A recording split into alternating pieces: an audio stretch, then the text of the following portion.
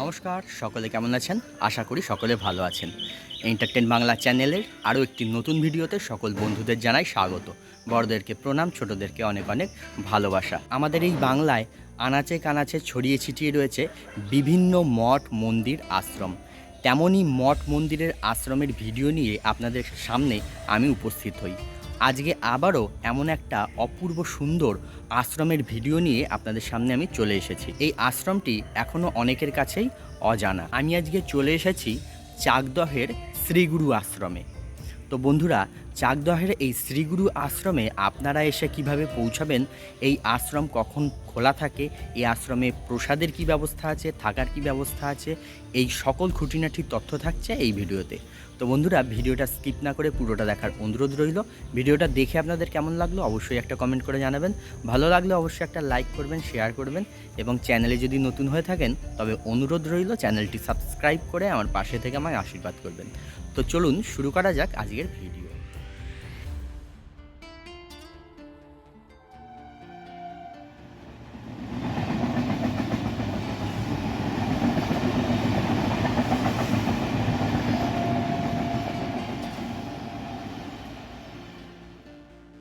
আমার আজকের গন্তব্যস্থল চাকদহ, আর আমি এখন চলে এসেছি চাকদহ স্টেশনে। চাকদহ স্টেশনে আসার জন্য শিয়ালদহ থেকে রানাঘাটগামী যে কোনো লোকাল ট্রেন ধরে খুব সহজেই চলে আসতে পারবেন এই চাকদহ স্টেশনে। আমি নেমেছিলাম 1 নম্বর প্ল্যাটফর্মে, ফুটওভার ব্রিজ দিয়ে আমি চলে এসেছি 2 নম্বর প্ল্যাটফর্মে। 2 নম্বর প্ল্যাটফর্মের একদম শেষ মাথা দিয়ে এবারে বেরোচ্ছি, যেদিকে শিয়ালদা চলে যাচ্ছে সেই দিকেই হেঁটে দেখুন, এই যে একদম লাস্টের দিক দিয়ে বেরিয়ে লাইনের পাশ দিয়েই এই যে রাস্তা রয়েছে দেখুন, ঢালাই রাস্তা, এই রাস্তা দিয়ে সোজা হেঁটে আপনাদের মেন রোডে উঠতে হবে।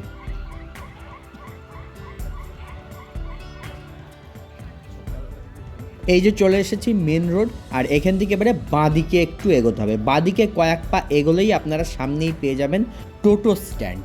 এখানে আপনারা টোটোও পাবেন, ভ্যানও পাবেন, তবে এখানে ভ্যানের সার্ভিসটা একটু বেশি, তাই জন্য ভ্যানই দেখুন দাঁড়িয়ে আছে। তো আমি এখান থেকে ভ্যানে উঠে বললাম, এখান থেকে আপনাদের ভ্যানে উঠে বলতে হবে শ্রীগুরু সংঘ যাব। আজকের ওয়েদারটা কিন্তু খুব সুন্দর, গরম খুব একটা নেই, মেঘলা আকাশ, বেশ ঠান্ডা ঠান্ডা হাওয়া দিচ্ছে, খুব ভালো লাগছে ওয়েদারটা।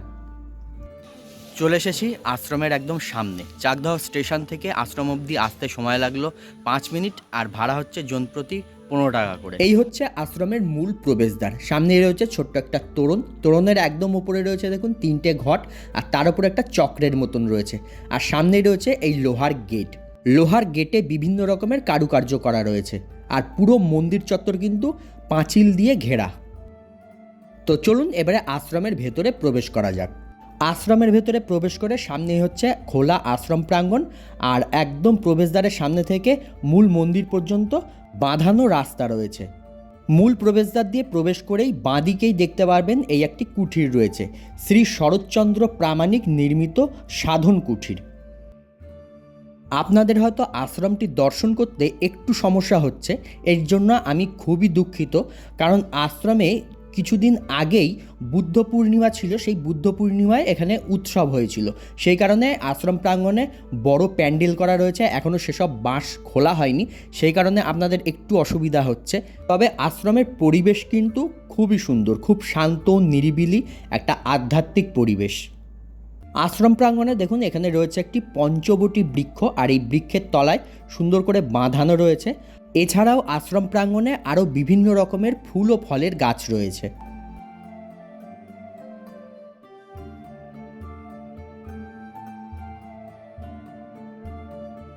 আর এইখানটায় দেখুন একটি পতাকা উত্তোলনের বেদি করা রয়েছে, আর এই বেদিতে দেখুন লেখা রয়েছে শ্রীগুরু সংঘ। আশ্রমের কোনো অনুষ্ঠানের সময় শ্রীগুরু সংঘের যে ধ্বজা রয়েছে সেই ধ্বজা এখানে উত্তোলন করা হয়। সারা আশ্রম প্রাঙ্গণ জুড়ে দেখুন এরকম বড় বড় বিভিন্ন রকমের গাছ রয়েছে, কি অপূর্ব সুন্দর লাগছে, চারিদিকটা একদম ছায়ায় ঘেরা।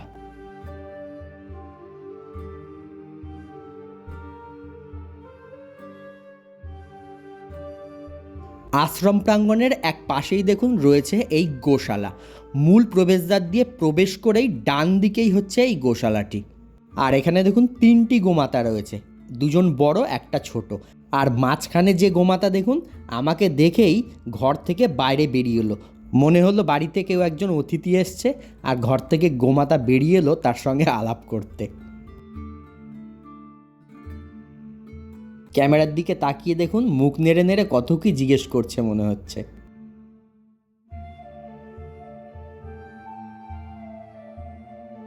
এইখানে দেখুন গোমাতাদের সব খাবার রাখা রয়েছে। আর এই দিকেও চলুন একবার দেখাই আপনাদের। এই যে প্রবেশদ্বার দিয়ে প্রবেশ করে আমরা বাঁদিকে যে কুঠিরটা দেখলাম সাধন কুঠির, সেই সাধন কুঠিরের পাশেই দেখুন এইখানে আর একটা ঘর রয়েছে। আর এখানে দেখুন গোমাতাদের খাবার রাখা রয়েছে। এখানটায় গোমাতাদের যে খাবারগুলো এখানে এই খড়গুলো আর কি কোচানো হয় বসে। এই হচ্ছে আশ্রমের মূল মন্দির। তবে মন্দিরটা দেখতে একটু অসুবিধা হচ্ছে এই বাঁশগুলোর জন্য। এর জন্য আপনাদের কাছে আমি আবারও খুবই দুঃখিত। মূল মন্দিরে প্রবেশ করে ভগবানকে দর্শন করব, তার আগে চলুন আমরা আশ্রমের চারিদিকটা আরেকটু ঘুরে দেখে নিই। আশ্রম প্রাঙ্গণে দেখুন অনেক রকমের ফুলের গাছও রয়েছে। বিভিন্ন রকমের জবা ফুলের গাছ রয়েছে, টগর ফুল, বেল ফুল, শিউলি ফুল, এইরকম বিভিন্ন রকমের ফুলের গাছ রয়েছে। আর এই দিকটায় দেখুন পানীয় জলের ব্যবস্থা রয়েছে। এই যে বড় চাতাল করা আর এই যে কল লাগানো রয়েছে। আর এই দিকেও দেখুন একটা বড় প্রবেশদ্বার রয়েছে। এটা হচ্ছে আশ্রমের পেছনের দিককার প্রবেশদ্বার। এই দুটো প্রবেশদ্বার দিয়ে আশ্রমের ভেতরে প্রবেশ করা যায় আর দুদিকেই রাস্তা রয়েছে। এইখানটাও দেখুন কিছু ফুলের গাছ রয়েছে। আর এই কাগজ ফুলের গাছগুলো দারুণ লাগে দেখতে। আশ্রমের মূল মন্দিরের পেছন দিকটায় দেখুন এই একটি দোতলা বিল্ডিং রয়েছে। এইটি হচ্ছে এই আশ্রমের যে সেবায়িতরা রয়েছেন ওনাদের থাকার জায়গা। চলুন এইবারে আশ্রমের মূল মন্দিরে প্রবেশ করা যাক। আশ্রম প্রাঙ্গণে মোট দুইটি মন্দির রয়েছে। সামনেই দেখছেন এইটা হচ্ছে প্রধান মন্দির, সমতল ছাদযুক্ত। আর মাঝখানে রয়েছে একটি শঙ্কু আকৃতির চূড়া। সেই চূড়ার মাথায় রয়েছে একটি পদ্মফুল, তার উপরে তিনটে ঘট, তার উপরে রয়েছে একটি চক্র আর পতাকা।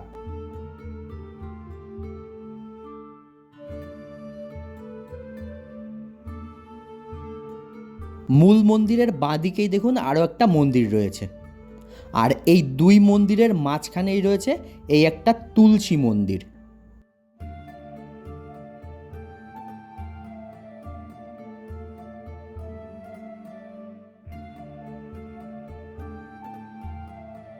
চলুন এইবারে মন্দিরের ভেতরে প্রবেশ করা যাক। মন্দিরের ভেতরে প্রবেশ করেই মূল গর্ভগৃহের সামনেই রয়েছে একটা ছোট্ট বারান্দা। গর্ভগৃহের সামনের ওপরের দিকের দেওয়ালে দেখুন লেখা রয়েছে হরে কৃষ্ণ মহামন্ত্র। আর এই বারান্দার দেওয়ালে বিভিন্ন চিত্রপট রয়েছে, রাধা গোবিন্দের চিত্র রয়েছে, গুরুদেবের চিত্র রয়েছে। এই যে এইখানে দেখুন একটা বড় চিত্র রাখা রয়েছে গুরুদেবের। আমরা তো এনাকে প্রত্যেকেই চিনি, পরিব্রাজক আচার্যবর শ্রী শ্রীমৎ দুর্গাপ্রসন্ন পরমহংসদেব। ইনিই হচ্ছেন এই শ্রীগুরু সংঘের প্রতিষ্ঠাতা।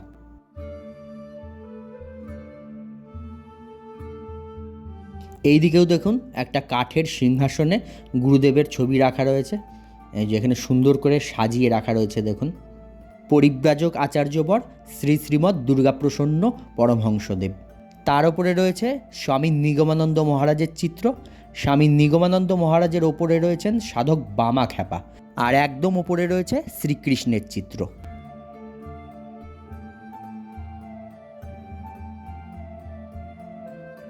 এবারে চলে আসলাম মূল গর্ভগৃহে। শ্বেত পাথরের বেদির ওপরে মাঝখানে সুসজ্জিত কাঠের সিংহাসনে রাখা রয়েছে পরিব্রাজক আচার্যবর শ্রী শ্রীমৎ দুর্গাপ্রসন্ন পরমহংসদেবের বড় একটি চিত্র। সামনেই রাখা রয়েছে চরণ পাদুকা। দুর্গাপ্রসন্ন পরমহংসদেবের ডান দিকে দেখুন রয়েছে গিরিধারী লালের একটি চিত্রপট। আর গিরিধারী লালের ডান দিকে রয়েছে গোপালের একটি বিগ্রহ।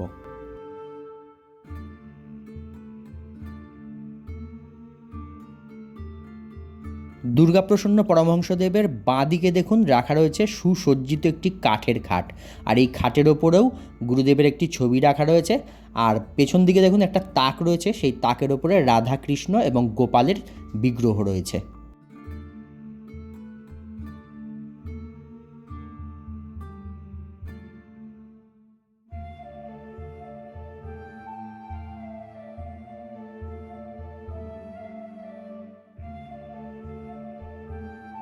মূল গর্ভগৃহের বাঁ দিকে দেখুন এখানে একটি কক্ষ রয়েছে, এইটি হচ্ছে ভোগ ঘর।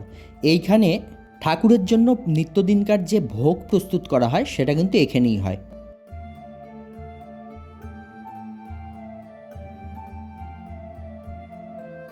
এই ভোগ ঘরের পাশ দিয়ে দেখুন এই একটি রাস্তা রয়েছে, আমরা যে পাশের মন্দিরটা দেখলাম আর একটা, সেই মন্দিরে যাওয়ার জন্য।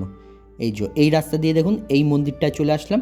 আর এই মন্দিরের গর্ভগৃহের সামনেই দেখুন এখানে রাখা রয়েছে গরুর দেবের একটি অপূর্ব সুন্দর মূর্তি। মূর্তিটা কিন্তু খুবই সুন্দর, আর এই মূর্তিটা হচ্ছে মৃন্ময়ী মূর্তি।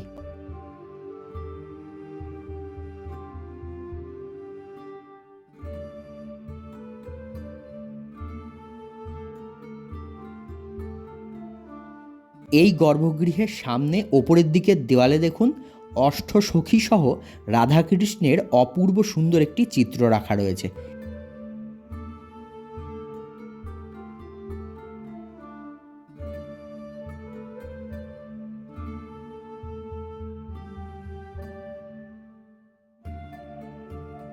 এই গর্ভগৃহেও দেখুন গুরুদেবের একটি ছবি রাখা রয়েছে, আর ছবির সামনে দেখুন লেখা রয়েছে শ্রীগুরু সংঘের প্রতিষ্ঠাতা পরিব্রাজক আচার্যবর শ্রী শ্রীমৎ দুর্গাপ্রসন্ন পরমহংসদেব। ওনার ডান দিকে রয়েছে রাধাকৃষ্ণের একটি চিত্র, আর বাঁ দিকে রয়েছে কাঁচের ফ্রেমবন্দি মা দুর্গার ছোট্ট একটি মৃন্ময়ী মূর্তি। আর সামনে রয়েছেন দেবাদিদেব মহাদেব। এখানে দেখুন কালো পাথরের একটি শিবলিঙ্গ রয়েছে, তার পাশেই রয়েছে ছোট্ট একটি নন্দী মহারাজের মূর্তি।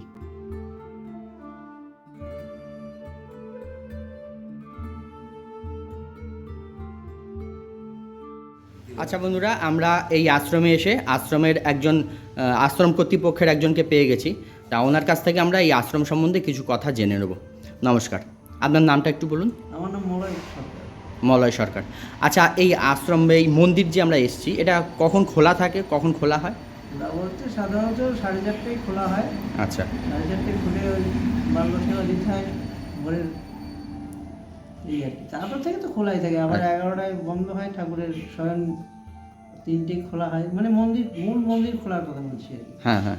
গেট তো 12টায় বন্ধ হয়, 3টায় খোলা হয়। আচ্ছা, এই আমরা রাত্রে আরতি টারতি শেষ করে মোটামুটি বিকেলবেলা কটায় খোলা হয়?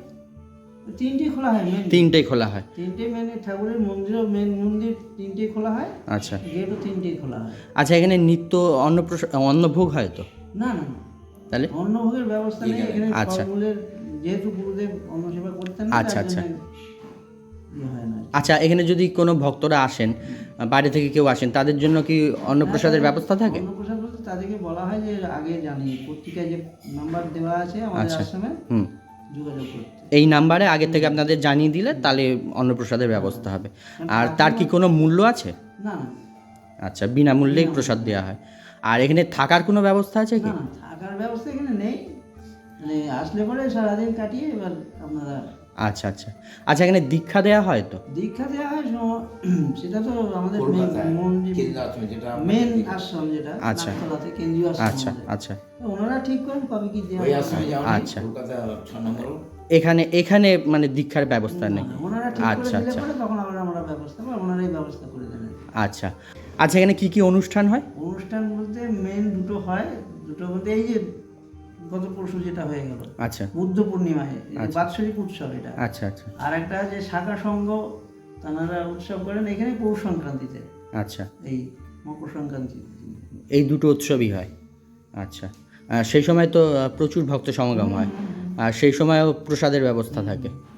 আচ্ছা আচ্ছা আচ্ছা, ধন্যবাদ। তো বন্ধুরা শুনলেন, এখানে কিন্তু থাকার কোনো ব্যবস্থা নেই, তবে প্রতিদিন অন্নপ্রসাদের ব্যবস্থা থাকে। সেটা আপনাদের আগের থেকে যোগাযোগ করে জানিয়ে দিতে হবে, আর সেই অন্নপ্রসাদের কোনো কিন্তু মূল্য লাগে না, বিনামূল্যেই দেয়া হয়। তবে আপনাদের যদি কিছু দান করতে ইচ্ছা করে আপনারা তা করতে পারেন। এখন আমি চলে এসেছি মূল মন্দিরের ঠিক পেছন দিকটায়, আর এখানেই দেখুন মূল মন্দিরের ঠিক পেছনেই রয়েছে রান্নাঘর। মন্দিরের যে সেবায়িতরা রয়েছেন ওনাদের জন্য নিত্যদিনকার যে রান্নাটা হয় সেটা এখানেই হয়। তাছাড়া মন্দিরে যদি কোনো ভক্তরা আসেন বা অতিথিরা আসেন তাদের রান্নাটাও কিন্তু এখানেই হয়। আর এই নিত্যদিনকার রান্নাঘরের পাশেই দেখুন এখানে টিনের চাল দেয়া বড় একটা রান্নার জায়গা রয়েছে। মন্দিরে যখন কোনো অনুষ্ঠান হয় সেই অনুষ্ঠানের সময় কিন্তু এই জায়গাতেই রান্না হয়। আর এখানে দেখুন বড় বড় মাটির উনুন করা রয়েছে, এই মাটির উনুনে কাঠের জাল দিয়ে রান্না করা হয়।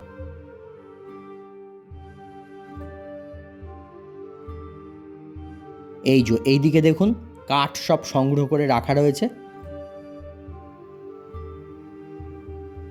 আর এই যে এখানে যে খোলা জায়গাটা দেখছেন, সমস্ত রান্না করে এই জায়গাটাতেই রাখা হয়।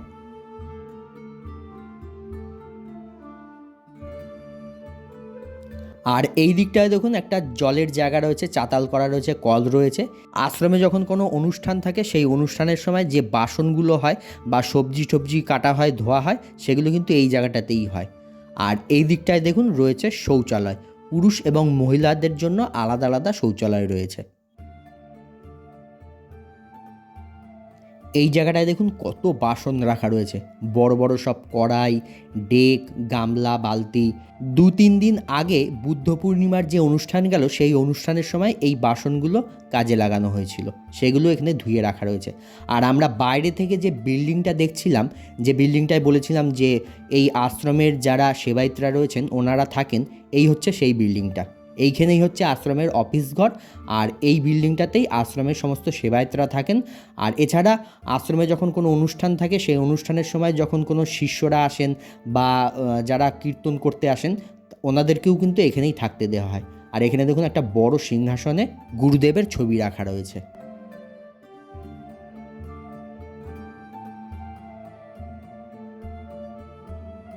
তো বন্ধুরা, চাকদহের এই শ্রীগুরু সংঘের ভিডিও আপনাদের কেমন লাগলো অবশ্যই কমেন্ট করে জানাবেন। তো আজকের মতন ভিডিওটা এখানেই শেষ করছি, দেখা হচ্ছে পরবর্তী নতুন কোনো ভিডিওয়। সবাই ভালো থাকবেন, সুস্থ থাকবেন, সাবধানে থাকবেন।